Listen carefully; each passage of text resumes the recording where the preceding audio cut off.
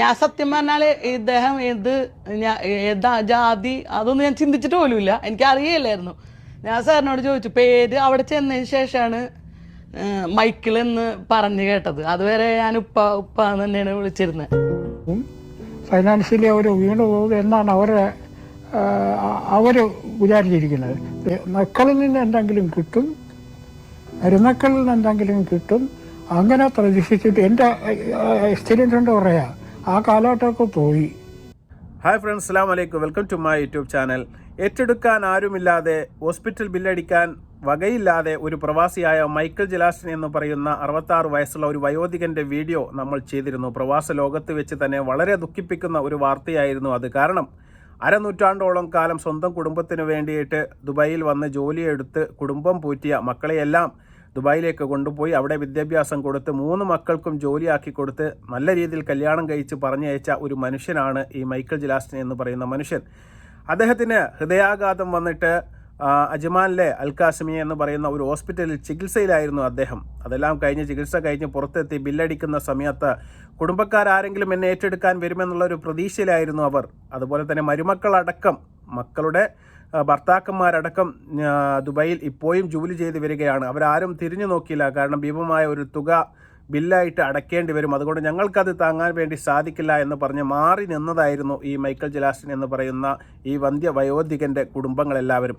എന്നാൽ സന്തോഷകരമായ ഒരു വാർത്ത പറയട്ടെ. ഏതായാലും 9 വർഷത്തിന് ശേഷം മൈക്കിൾ ജലാസ്റ്റിൻ അവരുടെ ഉറ്റവരായ കുടുംബക്കാരുടെ അടുത്തേക്ക് നാട്ടിലേക്ക് വരികയാണ് എന്നുള്ള സന്തോഷകരമായ ഒരു വാർത്ത. അങ്ങനെ അദ്ദേഹത്തെ ആദ്യം അവിടെ നിന്ന് ഏറ്റെടുക്കാൻ ആളില്ലാത്ത സമയത്ത് നമ്മുടെ ഗ്ലോബൽ പ്രവാസി യൂണിയനാണ് അദ്ദേഹത്തെ ഏറ്റെടുത്ത് അദ്ദേഹത്തിൻ്റെ കാര്യങ്ങളെല്ലാം വളരെ വൃത്തിയായിട്ട് 1 മാസത്തോളം കാലം ശുശ്രൂഷിച്ച് വന്നിരുന്നത്. അതിൽ പ്രധാനപ്പെട്ട പേര് എന്ന് പറയുന്നത് സെൽമ എന്ന് പറയുന്ന ഒരു മുസ്ലിം യുവതിയാണ്. അതെടുത്തു പറയേണ്ടത് തന്നെയാണ്. കാരണം അദ്ദേഹത്തെ ആരേറ്റെടുക്കുമെന്നുള്ള ഒരു പ്രയാസം അവരുടെ ഇടയിൽ ഉണ്ടായിരുന്നു, എങ്ങനെ സംരക്ഷിക്കുമെന്നുള്ളത്. എനിക്ക് അജ്മാനിൽ 2 റൂമുകളുള്ള ഒരു വീടുകളുണ്ട്. അവിടെ ഞാനും എൻ്റെ ഭർത്താവും മക്കളും ഒരു വീട്ടിൽ താമസിച്ചു കൊള്ളാം. മറ്റേ ഒരു റൂമിൽ ഞാൻ മൈക്കിൾ എന്ന് പറയുന്ന ഈ ഉപ്പയെ കൊണ്ടുപോയി സംരക്ഷിക്കാമെന്നാണ് ആ യുവതി പറഞ്ഞത്. നിങ്ങൾ കേൾക്കണം. കാരണം ഇന്നത്തെ കാലത്തൊക്കെ പ്രവാസ ജീവിതം നയിക്കുന്ന ആൾക്കാർക്ക് മനസ്സിലാക്കാൻ വേണ്ടി സാധിക്കും. ഒരു കുടുംബത്തിന് തന്നെ ഇവിടെ ജീവിച്ചു പോവുക എന്ന് പറയുന്നത് വലിയ ബുദ്ധിമുട്ടുള്ള ഒരു കാര്യമാണ്. ആ സമയത്താണ് എഴുന്നേറ്റ് നിൽക്കാൻ പോലും കഴിയാത്ത, കേൾവിശക്തി കുറവുള്ള, കാഴ്ചശക്തി കുറവുള്ള ഈ മനുഷ്യനെ കൊണ്ടുപോയി ഞാൻ സംരക്ഷിക്കാം എന്ന് പറയുകയാണ്. അതിന് ആ യുവതി പറഞ്ഞ ഒരു ന്യായം എന്ന് പറയുന്നത് കേട്ടാൽ തീർച്ചയായിട്ടും നമ്മുടെ കണ്ണ് നിറഞ്ഞു പോകും. കാരണം എൻ്റെ ഉപ്പയ്ക്ക് 3 പെൺകുട്ടികളാണ്. എൻ്റെ ഉപ്പ നാട്ടിലാണ്, ഇദ്ദേഹത്തിന് 3 പെൺകുട്ടികളാണ്. എൻ്റെ ഉപ്പക്ക് നാട്ടിലുള്ളത് കൊണ്ട് എനിക്ക് ആ സ്നേഹം കിട്ടുന്നില്ല. ഈ അപ്പനെ ഞാൻ കൊണ്ടുപോയി നോക്കിക്കഴിഞ്ഞാൽ എനിക്ക് എൻ്റെ ഉപ്പയുടെ സ്നേഹം ഇവിടെ വെച്ച് കിട്ടുമല്ലോ എന്നുള്ള ഒരു സന്തോഷം.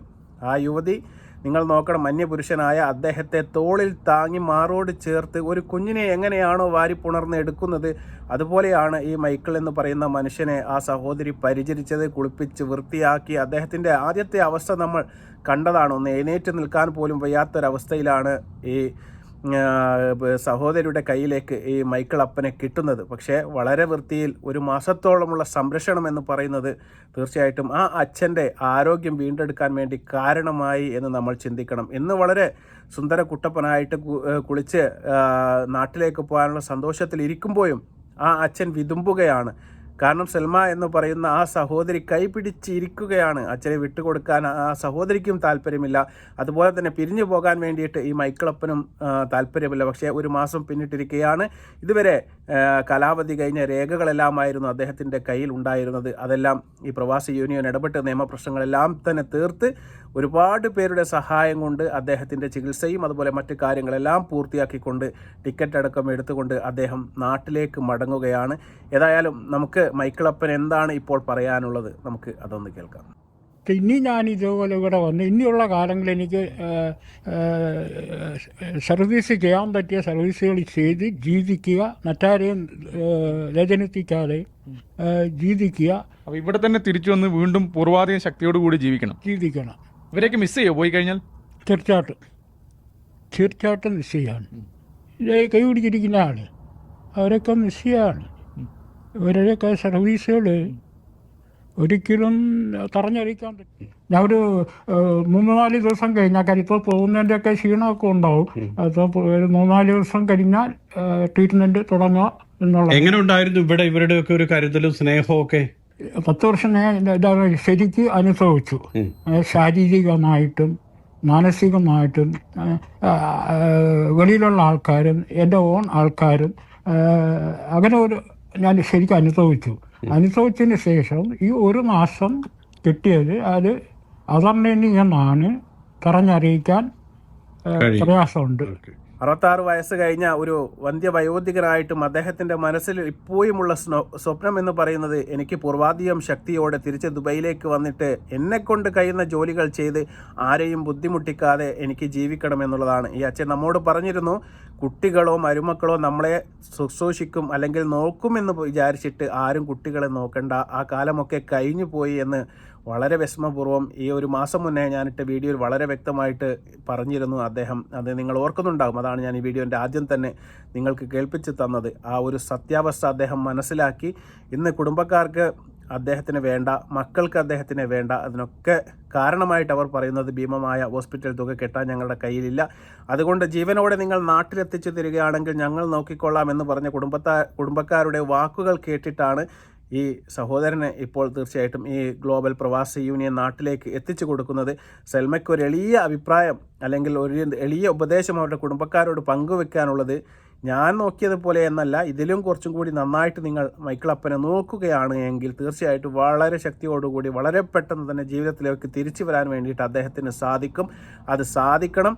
തീർച്ചയായിട്ടും ആ ഒരു കാര്യത്തിൽ മരുന്നിനോടും അതുപോലെ തന്നെ മറ്റുള്ള എക്സസൈസ് കാര്യങ്ങളിനോടെല്ലാം നിങ്ങൾ വളരെ വിനീതമായ സമീപനം സ്വീകരിക്കണമെന്ന് ആ സഹോദരി ഓർമ്മപ്പെടുത്തുന്നുണ്ട്. നമുക്ക് സൽമയുടെ വാക്കുകൾ. അവിടെ വന്ന് ഒരാഴ്ച കഴിഞ്ഞതിന് ശേഷം തൊട്ട് ഇവിടെ തന്നെ തുടരണം എന്നുള്ളത് തന്നെയാണ് ആൾ ആഗ്രഹമായിട്ട് പറഞ്ഞുകൊണ്ടിരിക്കുന്നത്. അപ്പോൾ തീർച്ചയായിട്ടും അങ്ങനെ തന്നെയാണ് ഞാനും ആഗ്രഹിക്കുന്നത്.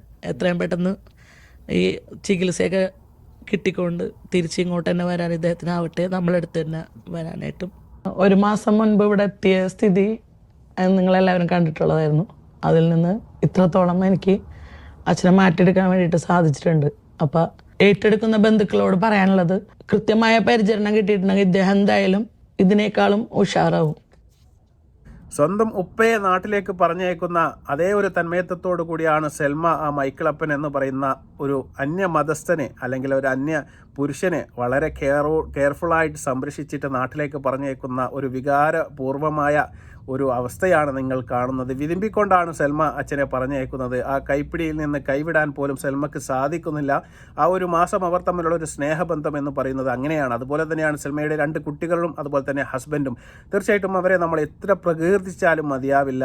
കാരണം ഇന്നത്തെ ഒരു കാലം ഞാൻ പറഞ്ഞതുപോലെ ഗൾഫ് ജീവിതം നയിക്കുന്ന ആൾക്കാർക്ക് മനസ്സിലാക്കാൻ വേണ്ടി സാധിക്കും. 2 റൂമിലൊക്കെ ഭർത്താവും മക്കളും ഈ അച്ഛനും കൂടി കഴിഞ്ഞ് കൂടിയെന്ന് പറയുന്നത് തന്നെ വലിയ ഒരു അതിശയമാണ്. എന്നാലും അതിന് തീർച്ചയായിട്ടും ഒരു വൈമനസ്യവും കൂടാതെ ഈ സഹോദരിയെ സപ്പോർട്ട് ചെയ്യുന്ന ഇവരുടെ ഭർത്താവിനെയും അതുപോലെ തന്നെ 2 മക്കളെയും തീർച്ചയായിട്ടും നമ്മൾ പ്രശംസിക്കുകയാണ്.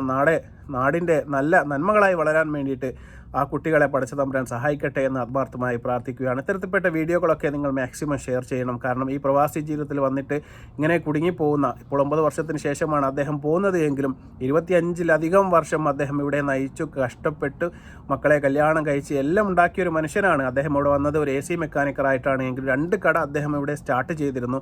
അതിൽ 2ഉം പൂട്ടിപ്പോകാനുള്ള പ്രധാനപ്പെട്ട കാരണമെന്ന് പറയുന്നത് നമ്മുടെ കൊറോണയാണ്. ആ സമയത്ത് അദ്ദേഹത്തിന് ജോലി കുറയുകയും അങ്ങനെ സ്ഥാപനം അടച്ചു പോവുകയുമായിരുന്നു. അങ്ങനെ 2022 കൂടിയാണ് അദ്ദേഹത്തിൻ്റെ കാലാവധിയെല്ലാം ഇക്കാമ അടക്കമുള്ള കാര്യങ്ങൾ ഇവിടെ കഴിഞ്ഞിട്ട് ഇവിടെ അകപ്പെട്ടു പോവുകയായിരുന്നു അദ്ദേഹം.